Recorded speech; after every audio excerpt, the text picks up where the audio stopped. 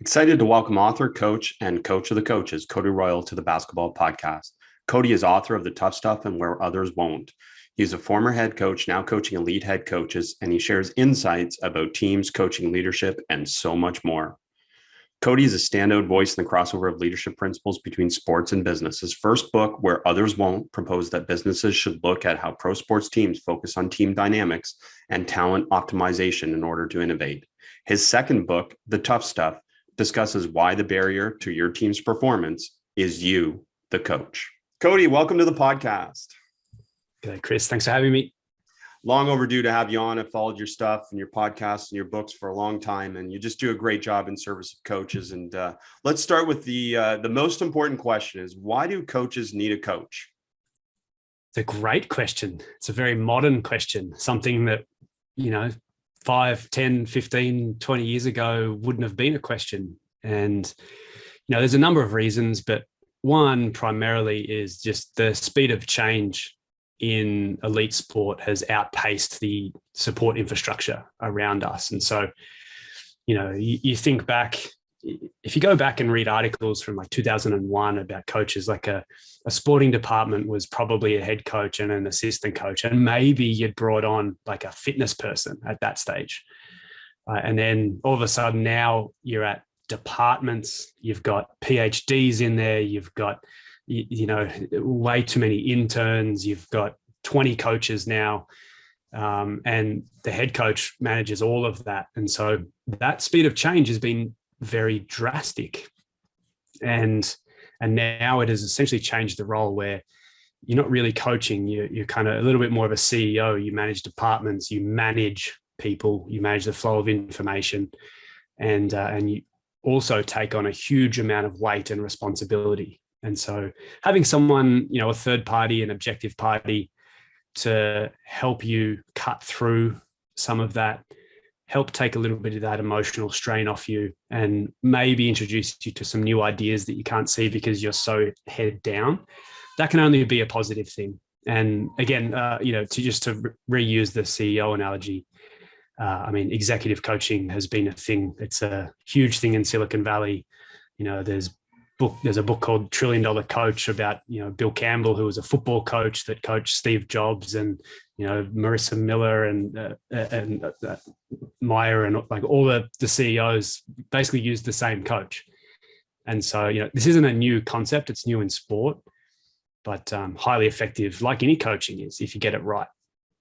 Well, I love that. And I could not agree more. And the clients that I work with, the part that you just mentioned about having a third party who is not necessarily there in the same way as their assistants or the people that are there invested in it, can kind of look at things objectively or differently without the emotion of being in that space with them. And that's a big part of it, isn't it? It's a huge part of it. Yeah. And, I'm obviously still introducing this concept to a lot of coaches. It's quite new. And that's one of the things is I'm not tied to any of the politics. And so that comes with a huge advantage in that you can just go straight to, this is the issue that I see based on either what I've observed in your environment or what you've just told me. You can just go straight to it. You don't need to worry about this person's feelings will be hurt, or, we've got to skirt this person, or whatever it may be. You don't have to deal with all of that. Plus, obviously, the ability to get outside the environment. I coach 7 different team invasion sports. And so, you can also get really tactical. I'm a head coach. I coach 7 different invasion sports. If you want to know about defensive principles in soccer, I've got a coach. I can either go and get those ideas for you, or I can just introduce you. And so, there's also huge advantages there as well. Oh, that's interesting. You're a connector of coaches as well, which is a big thing, and is wonderful. And you mentioned this a little bit in passing, but can you talk about the weight? Because I think this is the main thing that coaches are experiencing and trying to find ways to be able to navigate the weight. I wasn't expecting to write a book about the emotional toll of coaching, but a couple of things happened to me. I had a player take his own life, and then a month later we had COVID hit. So, trying to help 50 young men grieve and also navigate a global pandemic that we hadn't seen anything like in 100 years, you start to take on a lot more of the emotional strain of coaching. And I went looking for either people talking about it, resources about it, and there wasn't much, quite frankly. And so, it was kind of the foundational idea behind writing the tough stuff. And then it primarily comes out in the second chapter, which is, your fiercest rival is yourself, and trying to unpack that emotional weight. Because I see it as the big separator. So you've got, your natural coaching talent over here, and the more emotional weight that you layer onto yourself, the further away from your talent you feel, the further away from the team that you feel, the cloudier coaching becomes. And so there are techniques that you can use, even just talking about it, what you're feeling. Brene Brown talks about naming your emotions. Once you can name your emotions and talk through it with someone, you can start to manipulate it in a more positive way. And so, I just see this as a huge thing. Coaches are taking on so much workload and so many people that it just creates this. The reason I do it, the weight, is like it feels like a weight on your shoulders, right? Like when you look at a coach who's on the hot seat and you look at the photos of him or her in the newspaper before they're about to get fired, they look disheveled, like they look heavy. You see them a week later in the newspaper and their hair's got color back in it. Their demeanor, their physical demeanor has changed once that weight comes off them. And so it's this emotional thing. It's not a real thing, but it creates a physical reaction in coaches, and the knock-on effect is to the players. And so that's why this is so important. So for me, Brene Brown, Atlas of the Heart, I'm just reading it, so I know exactly what you're talking about in terms of that brilliant stuff. And, the other thing is and I love this part about your book, because I've talked about this for years with coaches, is you're trying to counter some of the fake stuff or the media or fan contrived stuff. For example, office hours, like that. The most important thing is that you're just in the office all day. Well, isn't the most important thing that you get your job done as efficiently and effectively as possible? And as we know, that has nothing to do with being in the office at 4 a.m. It has to do with your ability to be able to do work, and getting coaches beyond those type of stereotypes is really important for their growth, isn't it? It's probably the largest thing right now, right? So, if you were to say that your players were dealing with like an emotional weight, so they were dealing with some sort of trauma, they were potentially abusing alcohol or drugs or food or shopping or whatever it may be. They were, they had a heavy family life that was weighing on them. Any of these things that we've talked about, how much time and energy and effort would be spent taking that away from them. But we have that with our coaches, and we don't allow them to change. We just say, just kind of bury yourself in work and spend more time in the office, and it just adds to it. And so I think we need to start thinking about head coaches in particular as performers. And when you start thinking through that prism, you start to think about the hours spent. How much can you really pick up and observe at 2 a.m. watching film? How detailed can you really be at 3 a.m.? Those Bill Belichick stories about having the interns in mapping plays at 3 a.m. How detailed are they? How detailed can they possibly be when they've had 4 hours sleep? Like, we're supposed to be the experts in human performance and what the brain and the body can do. And we're the ones putting ourselves in these situations where we already know, we've already proven that your observation declines significantly, your communication declines significantly, your decision-making declines significantly, your attention to detail declines significantly, right? And so the hilarious thing is, there's all these things. We're supposed to be the experts in this, but we put ourselves into these situations where, we're under some sort of physical duress and mental duress, and you can't perform in that state. Yeah, we're not practicing what we preach, are we? Not at all. And I want to get into some of the specific, because what I love about what you share is the practical. There's just a lot of really practical ideas, and some of your stories as well are very practical to be able to put it in perspective for us as coaches. But one of them is the importance of self-talk in coaching. Again, something that we share with our athletes is something that's important. But again, and when we reflect it back to ourselves, are we doing this to help ourselves? Can you talk about self-talk?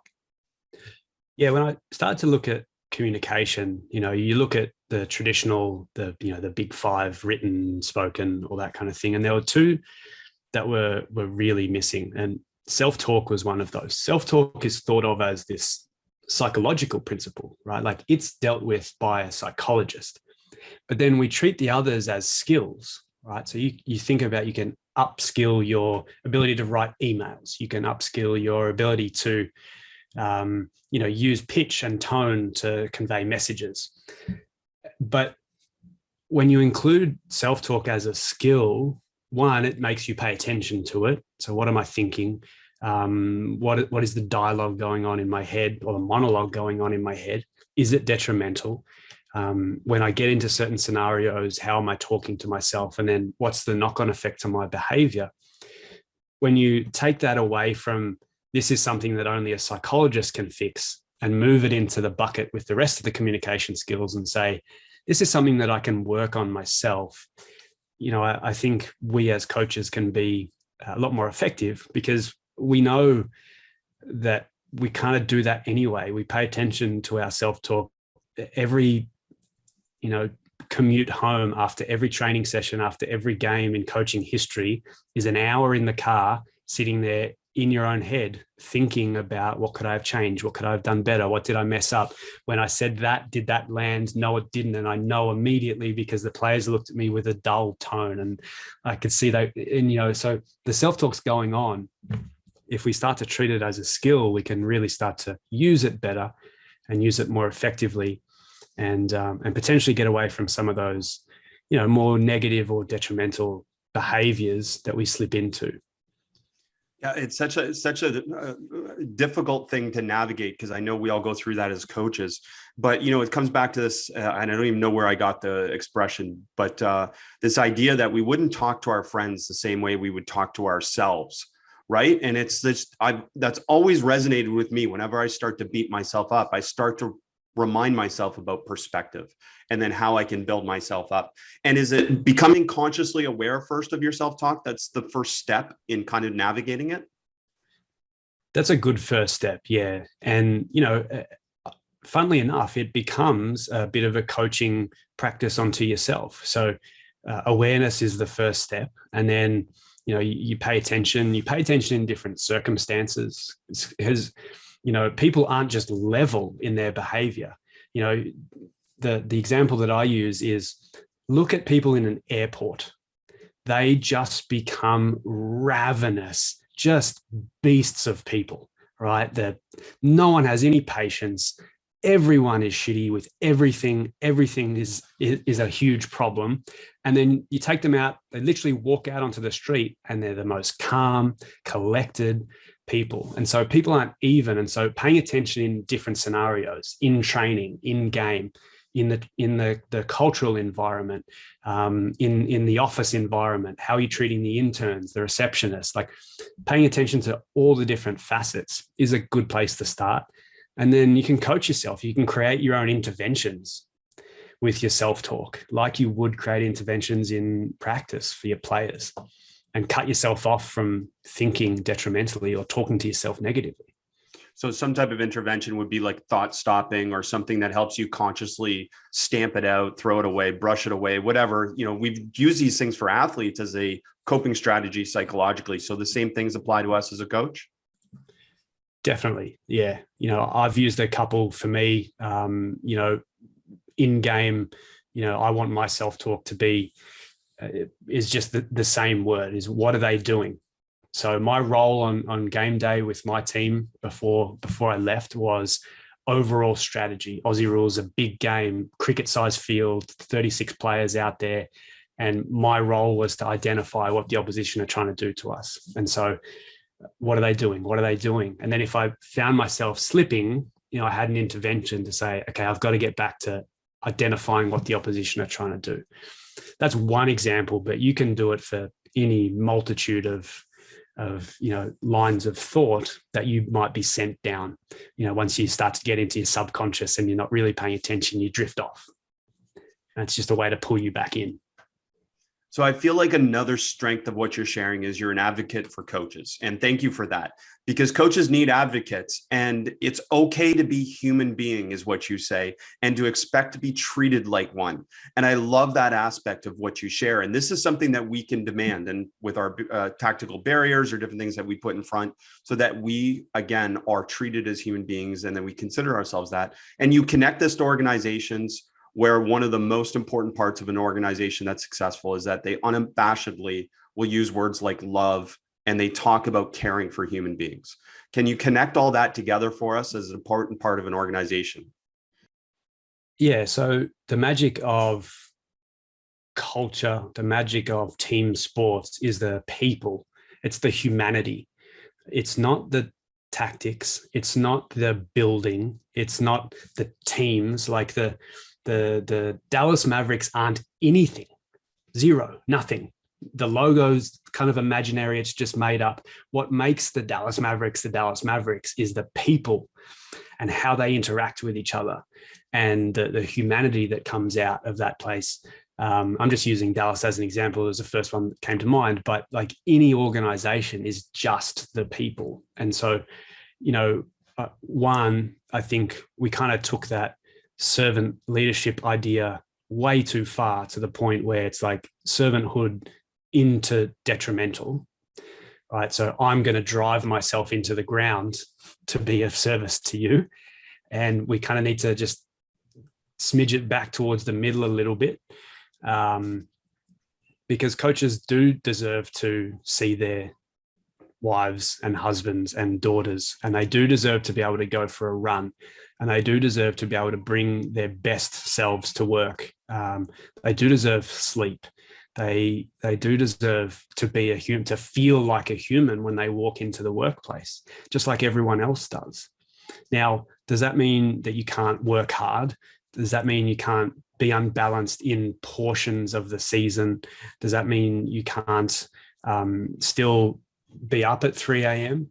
Of course you can. You can do all of those things, but it's about creating a more human workplace. And if you're going to be unbalanced because you've got 3 games in 7 days, find a way to try to rebalance it so that you're not just pushing yourself, closer and closer to the edge. Because I honestly think, Chris, like we're getting to the point where something drastic is going to happen. Like we're driving head coaches in particular so far that like we're on the precipice of something really bad happening. Well, obviously we don't want that to happen. And for those that don't follow Cody, definitely go follow him on social media at Cody Royle, because he has a whole thread. And I love that thread where you connect for us the different things that coaches have gone through, particularly leading to firing, or what they're doing in terms of that, or resigning because of these different things. Burnout is a general term, but the weight, as you say. Yeah. And I mean, look at college sports, right? So you've got like Bronco Mendenhall just steps down and he chose humanity, right? So that's his story. Chris Peterson at University of Washington, he chose humanity. He wanted to be a human being in the workplace and not have to go through the slog and the weight and the recruiting and everything that came with it. And so people are choosing to step away from this profession. Brad Stevens, right? So he went upstairs. Let's not kid around. That was burnout, right? He had no energy left after 5 seasons. He's one of the young bastions of world coaching. Every sport was looking to him in this prestigious role, this young guy, a culture guy. And 5 years in, he goes upstairs, means he's got nothing left in the tank.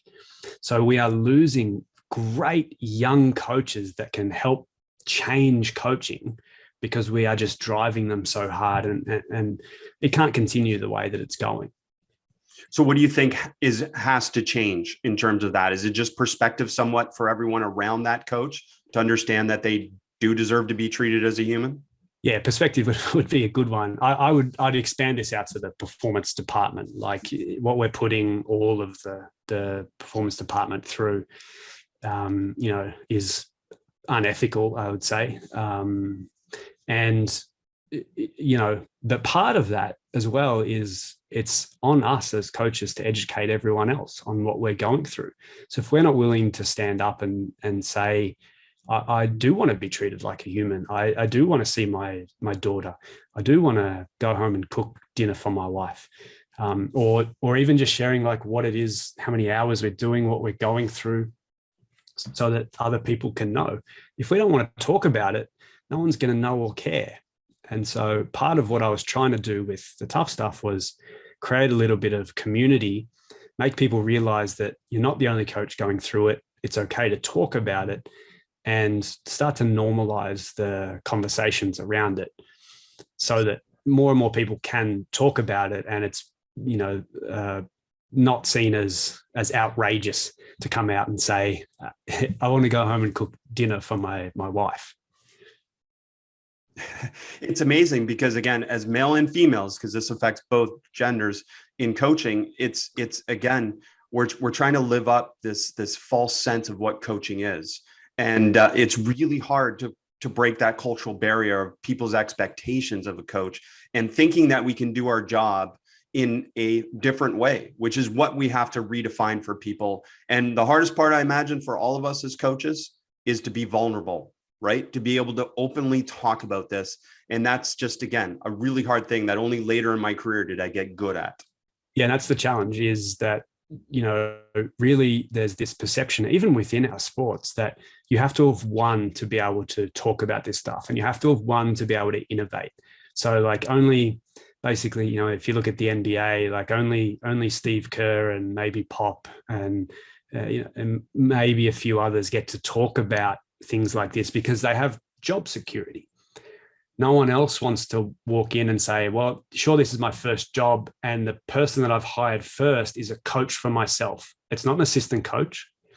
The first person, and one of my conditions on taking this role was that I brought my own coach with me. No one is going to do that. They should. But you just keep doing it until you've won and you feel like you've got the respect. I think we should go the other way around and demand the respect and say, this person is going to look after me. They report only to me. And it's not an organizational hire, but this person's going to look after me and make sure that I'm coaching at my absolute optimum. And then our players are going to benefit. The rest of the coaching staff are going to benefit. And, I'm going to be healthy.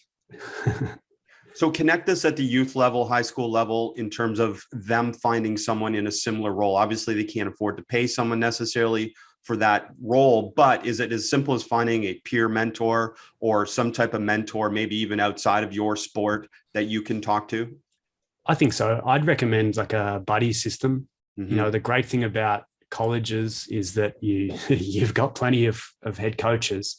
Now, I will say as well that the detriment of that is that everyone is so head down in their program that often, the perspective isn't necessarily there, but it's still a start, right? It's still someone that you can associate with that is probably dealing with exactly the same problems that you're dealing with.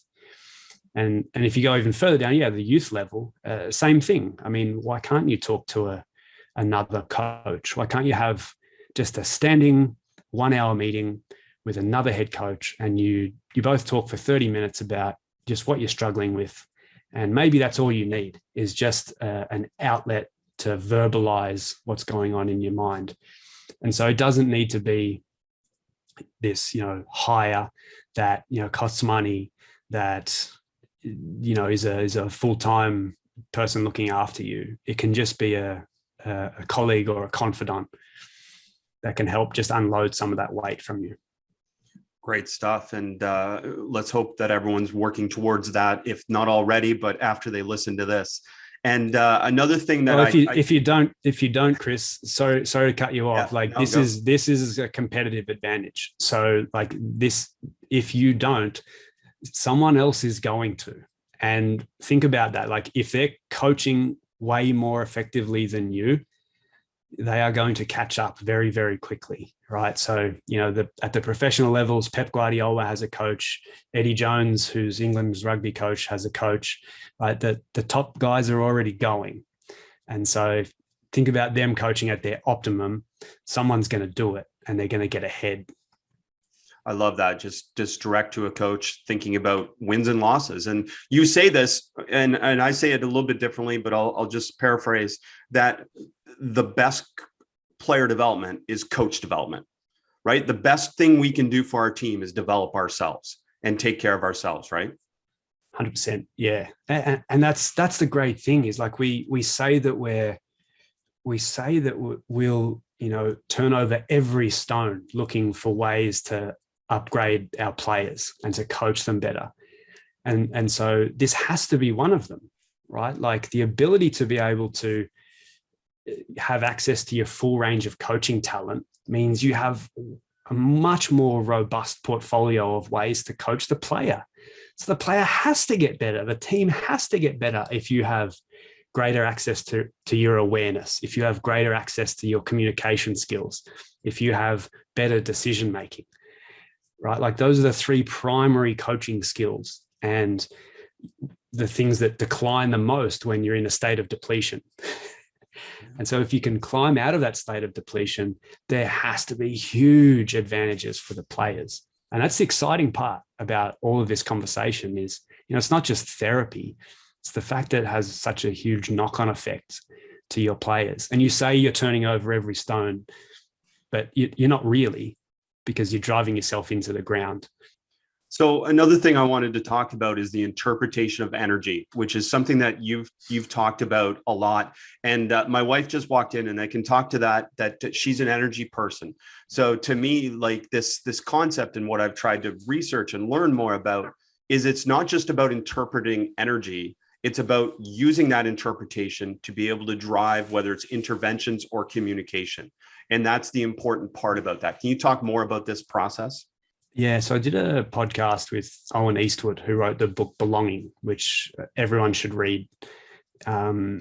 Magnificent book, probably the book of the year last year, I would say, from a coaching perspective. And Owen and I talked about energy a lot and how we both see this as the future of coaching. So the ability to interpret energy. Now, the caveat to this is anyone in academia is going to tell you that it doesn't exist and it's not a thing because they haven't studied it. But research isn't what's real. What's real is what's real. And I think as human beings, we understand that there is an energy to other human beings and there's an energy to a group. And those things are quite unique in a sporting sense, in that your ability to plug into that collective energy of a group is a huge determining factor in your success as a coach, right? Your ability to walk into a locker room and, the Zach Taylor and Sean McVay are about to do it for 53 young men in a Super Bowl, like how you interpret how that group is feeling and either intervene, not intervene, or say something helpful is a huge factor in whether a team can rebound from a deficit. A team can rebound after 4 straight losses, can just push over that hill and beat that rival that you haven't beaten in 5 years, or win that away game, on the road in the playoffs. And yeah, I think we would be wise to start to pay attention to the energy and use that as the catalyst for our coaching, rather than just being the coach that just kind of bursts through the door and delivers, the hairdryer treatment or the rocket or the screaming halftime team talk. If you can clue into the energy of the group and start to use that, I think that's really skilled craftspersonship. It's definitely an area which is undeveloped because, again, it seems to be counterintuitive to, the coach always having the answer and the coach knowing the solution, rather than, again, working with your athletes to co-create solutions and to be more engaged in that way. Yeah, exactly. And that's really what it's about. It's another factor in that co-creation. And so, I can come to you and say, how are you feeling? All right. So that's a one-on-one interaction. But how you're feeling isn't how the group is feeling. And so, there's all those kind of dynamics that really go into being a head coach, where you're coaching the team. The individuals, I see that the team kind of first is my methodology, not individual first. And so the ability to be able to interpret collectively how they're doing, what their mood is, whether they're nervous, whether they're fearful for their positions on the team, whether they're apprehensive about the second half, whether they're intimidated by the opposition, whether they're excited about a second half comeback, whatever it may be, you better know. And you often won't be able to get it by asking. So you can, but I think there's another step, and that's to kind of interpret what you're seeing and trust your instinct and your gut from a coaching perspective, that I think the team needs this right now. Well, and you also demystify this process a little bit, in the sense that you say we are not in control, we are educated guessers. And that's such a powerful thing for us to understand as coaches. And look, sometimes from the outside looking in, it looks like we got it right, even though we maybe didn't do something that directly led to the outcome that happened, right? Players can win despite us, and they can win because of us. But all of those things come into this demystifying it and say, you know what, mostly we're just educated guessing.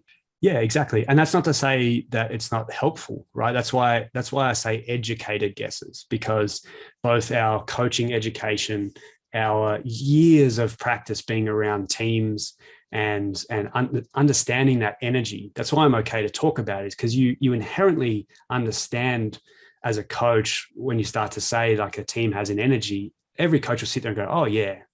And so, but we're still educated guesses. We're not exactly sure what happened, just as the fitness staff aren't exactly sure why an injury happened. It could have been that they weren't strong enough, but it also could have been something else. It could have been something genetic. It could have been an angle. It could have been right. And so basically all of us are guessing to a certain extent, but we're using data points, and they are significant data points. Like, experience is significant.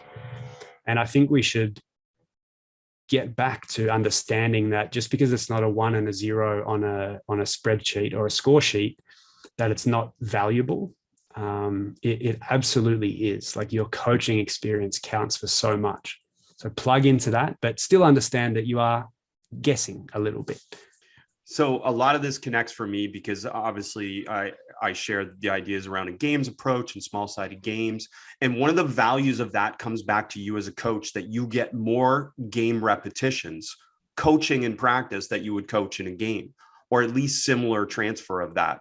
And then you go a step further, which I love, which is the game is king, and in-game coaching rules all, which really for you points to what great coaches do to separate themselves is their in-game interventions. And it's probably not something we give enough attention to as coaches, is the importance of that almost above everything else. Yeah. Again, this is something that I think has gone a little bit too far. So they don't give coaching awards for training design. They give coaching awards for impacting games. Mm-hmm. And I think we've lost sight of that a little bit, or at least it appears so on social media, where everyone just shares their training and everyone comments on it, and this is the best drill and blah blah blah. But the game is the monarch, and everything else comes back from there. Like everything else, if you were to design what coaching looks like, the game is always first.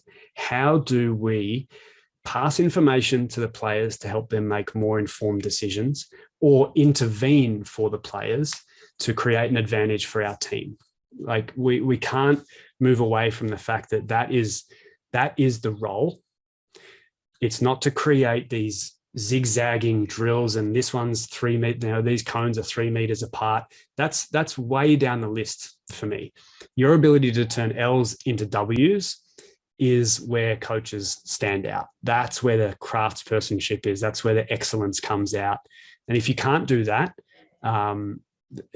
you're severely lacking in the key portion of what your job is. So speaking maybe to younger coaches then specifically, what are some ways that they can increase this ability? Obviously experience comes through more and more games and coaching more and more games and coaching as many games as you can at the grassroots level as you move up. But what other things can they do to be able to help themselves? I would go through an exercise. So yes, like games, coach games. So, I actually think head coaching should almost be its own stream. So if you can be a head coach at whatever level, just understanding how to manipulate the game in favor of your team, whether it's under eights all the way up to the NBA, I think that is a unique skill set that you don't necessarily get as an assistant coach. And so I would encourage, if you want to be a head coach, be a head coach at whatever level. There is huge advantage to that. And then, another thing that you can do is strip it right back. So undo all of the assumptions and all of the kind of throwaway things that happen in your game just because they've been done before. Really interrogate those. I'll give you an example from soccer. Is a couple of coaches that I've spoken to have said, I just make substitutions because, at about the 70th minute, because that's kind of what you do. I'm like, well, so you're just doing like whatever you see on TV, or like, so you're not actually manipulating the game because you need an intervention, you need more pace on the outside, you need a different central midfielder that can play different balls. You're just doing it because. And so, in basketball, I would question, why are you doing the things that you are doing? Are they designed to give you a competitive advantage, or did you just see Pop do it? And, that can be that's a really challenging exercise, but it's a really helpful exercise for a head coach. And I think you'll find a bunch of innovations in there as well, in that you can change the game that, the opposition won't anticipate, because you're not doing what's expected. Yeah, it's interesting. We follow into these historical norms or these cultural norms of just what you're supposed to do as a basketball coach, for example. Like, we're supposed to sub a player as soon as they get 2 fouls, because that's what everyone else does, as a simple example. And the reality is you shouldn't. You should do what's best for your team and for that specific situation and that specific player. And you also mentioned the craft. Part of the craft is bravery. And that's a challenge for coaches, isn't it? To be able to develop the bravery, to be able to make the decisions simply for their team with no worry about fans or administration perspective on what you did. Yeah, exactly. Very brave, especially in this climate, right, where you've got so many armchair experts and everyone knows better than you. And everyone, if you take some fans' favorite player off, they're angry at you and they think you can't coach. And so again, this kind of comes back to that weight, right? Like, that's part of the role, is you have to wear the responsibility of things like that. Fans getting upset because you took their favorite player off, or, in the NFL, there's been like uproar on Mondays because a bunch of coaches have gone for it on 4th and short in key situations. And, but again, part of the responsibility becomes for us to educate everyone on why those decisions were made. There's an opportunity often, at the elite levels for press conferences. So rather than giving the kind of nasty, bitey response back, sit there and tell them why the decision was made. Here's what went into it. We got a buzz down with the data.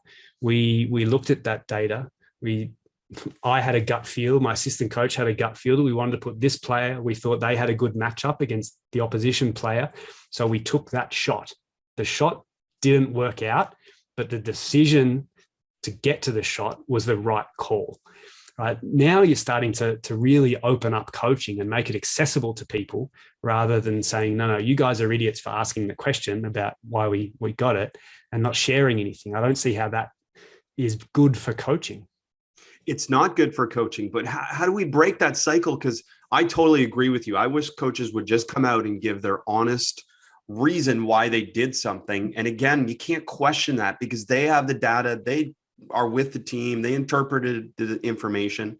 So it's their educated guess that should be the best guess. And you know what? The reality is sometimes they don't work out, right? So how do we normalize that? How do we get coaches to the point that they're brave enough to do that and to educate? And I think it is moving in that direction. It is. Brandon Staley, talking of the NFL example, Brandon Staley was the one that got up and actually spoke about it afterwards and said, my decision was to try to win the game. They're playing the Chiefs, a division rival who are, for all intents and purposes, the best team in the last 5 years. And you have to beat the champion, right? And so they decided to take a risk and it didn't work out. But, part of the response was I coach to win the game. So again, I coach to make in-game interventions that help my team win, not just lose to the Chiefs so that everyone's like, oh, great effort. Again, no coaching awards for that. There's no great efforts awards. It's changing games to win games for your team. And so I think it takes a lot of bravery. I also think it takes, you better know what you're doing and why you're doing it. But also, part of it is just we are part of a coaching community, and it's beneficial not just for fans and administrators. It's also beneficial for other coaches when you explain things and help our craft, right? Our craft as a whole is very closed off to people. And that's why everyone suffers from this affliction of being questioned all the time, because none of us want to talk about it. So yes, it's risky, but I think it's a advantageous thing for our whole discipline, for the Aussie rules coaches in Australia, the My Sport, for the cricket coaches, the soccer coaches. Like, it's beneficial to all of us. If you're a trailblazer and you're willing to sit up there and go, we took a risk, but it was an educated risk and we were trying to win, and here's why we thought it. That's a coach with some real substance behind them. I like that kind of coach. Well, and to use your words, when you talked about it in a team setting, but we're trying to develop this collective intelligence, right? For all of us in the coaching world to be able to educate others. And you mentioned Eddie Jones, and I think that's a great example for coaches if they want to know, like, go listen to some of his press conferences where he basically is so open and vulnerable about what he did or why he did or what a player did. And I think that's just a great representation of the coaching craft, as you say. Yeah, exactly. And again, I know this sounds very different because historically it's been, again, the coach was the keeper of all knowledge. And so why would you share that knowledge? But every single basketball drill that's ever been designed, every single play that's ever been designed, it's all on YouTube. So if you think your knowledge of something is your competitive advantage, I got news for you, man. It is not anymore. I can start to coach basketball just off YouTube, and I'm an Aussie rules coach. And so you better have some more substance behind what you're doing. And it's probably more likely how you teach the nuances of what you're trying to do to your team than anything else. And so you don't need to give those nuances up in any explanation. But don't go thinking that you've got some knowledge that others don't, because everything is online. So one of the best quotes that I got from you is, your vision for your team is far less about how they'll play and far more about who they'll become. And that's essentially what you're just saying there, is that's our overriding purpose as a coach, isn't it?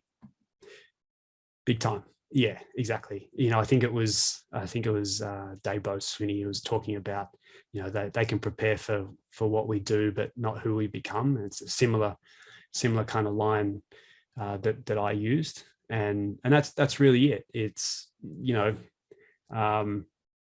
when you come down to the last 2 minutes of a championship game, it's not tactics. The players can't remember it because they're gassed, right? Game 7, scores level, it's a mad scramble, right? Like watch any last 2 minutes of any championship game where the scores are close. There are no tactics going on there. It is a mad ball, mad house, like crowd in it. Players are taking fadeaways from like half court, and right. And so it's who you become and how interconnected your team is with each other is far more important in, at that championship level than we give it credit for. And so you're trying to create a together group, a group that has belonging, that doesn't fear taking risks, and that can have some sense of collective intelligence and get out there and get the job done. Well, I love so much of what you share, and particularly because, again, for me, it's all about developing ourselves as a coach, but ultimately the beneficiary of all this is our teams and our players and our organizations. And that is the bottom line of this. And I want to share one other kind of quote that I think is so relevant to get you to talk about, and that's to have coachability, you have to have coachability, which is the ability of a coach to be able to coach players that aren't always able to fit into the square box or the round hole, right? And too often, especially as youth coaches, I find we dismiss those players as being, oh, they're a problem or they're uncoachable. But you're saying we should look at ourselves first when we're dismissing these players, because there's a way to connect with them. Yeah, exactly. That quote came from really frustration from me. I was sick of seeing, system coaches or my way or the highway coaches. And reality is that there's a human being underneath that player. And often you can uncover so much about them just by asking things, rather than penalizing them for being late for training. What if you asked them if there was something that you could do to help them? Maybe one of your players is late because she was getting her children off to school and then had to catch a bus to training. Right? Did you ask, or did you just find them? That's really what we're talking about. And that's what then becomes who they become. That's where that clues into that. Your coachability around who they become comes from the human angle. And we need to reintroduce a lot of humanity into coaching, because that's where the magic is. The magic isn't in the X's and O's. The magic is there is a bunch of human beings there that have all signed up for this journey with you. And if you can bring them to life and bring their humanity out and their magic out and their smiles, and have them enjoying themselves and bring their best skills and have them playing in games and performing tasks that make them light up. That's why we do what we do. And so that takes coach ability. I would break the word in two. Coach is the first word, ability is the second. Cody, this has been amazing. I just think this is stuff coaches need to hear, and not to hear that they don't know, but to hear because it adds support for them. And that's what I find is one of the most important things, is that they know that people like yourself and our platform at Basketball Immersion, we're giving a voice to these coaches and to help, as you said, start to build this collective intelligence so others understand. Coaches, the Tough Stuff book from Cody is a must read, Where Others Won't. And then Where Others Won't as well, he had a podcast series that went along with that, which is must listening for coaches. And Cody, again, thanks so much. I'm not sure if you have any last thoughts to be able to share with us as coaches. I would just mimic what you said there. The coaching community is thriving and it is strong, and there is a lot to learn from each other. And I'd love to see us come together across sports more. So, you've got a powerful platform in basketball, but can we go and talk to the hockey guys and girls? Can we go and talk to the football guys and girls and cross-pollinate a little bit? And all of a sudden we're 3 and 4 times the size we were as a community. And what you realize then is that whether it's grassroots or whether it's Sean McVay, like we're all going through the same things. And so we can help each other. Well, I love that sentiment, and I'm in. So let's build this and let's do that. And wonderful stuff. Thank you so much, Cody. Thanks for having me on.